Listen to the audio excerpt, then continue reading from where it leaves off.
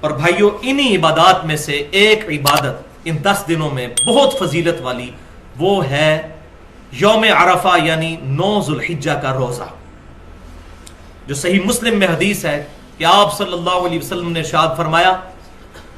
کہ میں اللہ سے امید کرتا ہوں کہ 9 ذوالحجہ کا روزہ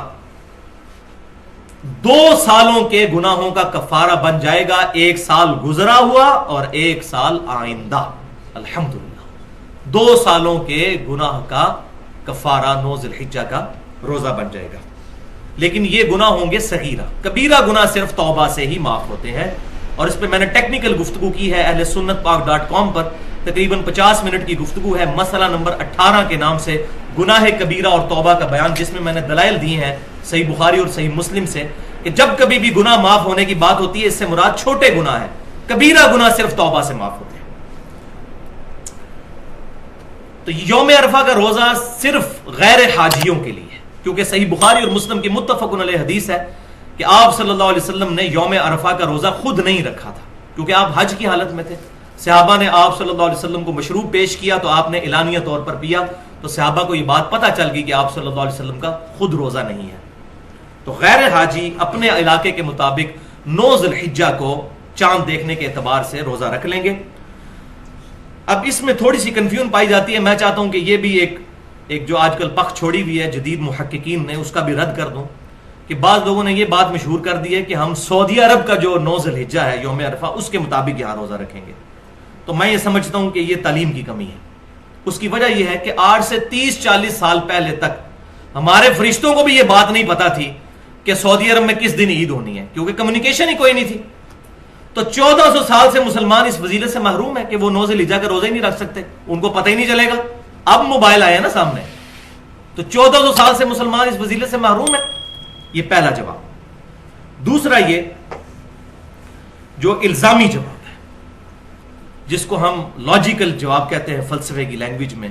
اور میں نے پنجابی میں اس کے لیے تھوڑا سخت لفظ رکھا ہے، لیکن وہ میں ٹرانسلیشن کے طور پر جو پنجابی ہے وہ پسند کرتے ہیں پکی الزامی جواب، وہ یہ ہے کہ اگر یہ منطق مان لی جائے کہ سعودی عرب کا جو ہے وہ 9 ذوالحجہ یا یوم عرفہ دیکھا جائے گا، تو امریکہ کے اندر رات ہوتی ہے جب سعودی عرب میں دن ہوتا ہے، امریکہ میں قیامت تک یوم عرفہ پھر کبھی نہیں آئے گا۔ کیوں؟ کہ جب سعودی عرب میں دن ہوتا ہے امریکہ میں رات ہوتی ہے، وہ اتنا زیادہ گھنٹوں کا فرق ہے کہ کبھی بھی یوم عرفہ قیامت تک امریکہ میں نہیں آئے گا۔ اور پلین ٹروتھ میگزین میں موجود ہے، پاکستان میں جیو کو انٹرویو دیتے ہوئے 2007 میں کلنٹن نے خود کہا تھا، میں نے خود اپنے کانوں سے سنا، اسلام از دا فاسٹسٹ گروئنگ ریلیجن ان امریکہ، امریکہ میں سب سے تیزی سے پھیلنے والا دین اسلام ہے، اور یہ پریڈکٹ کیا جا رہا ہے کہ 2050 تک سب سے زیادہ تعداد امریکہ میں مسلمانوں کی ہوگی، اور امریکہ آبادی کے اعتبار سے 4تھے نمبر پر ہے، 32 کروڑ کے قریب آبادی ہے، پاکستان سے بھی 1.5 گنا، اور وہاں کروڑوں مسلمانوں کو آپ محروم کریں گے قیامت تک کے لیے، یہ مولوی اپنی کم علمی کی وجہ سے کہ یوم عرفہ سعودی عرب کا دیکھا جائے گا۔ بھائیو شب قدر بھی یہاں کی دیکھی جائے گی، یوم عرفہ بھی یہاں کا دیکھا جائے گا، 9 ذوالحجہ، یوم عرفہ سے مراد 9 ذوالحجہ، الحمدللہ۔ تو یہ دلیل ہے جس کو سورۃ الانفال میں فرمایا گیا،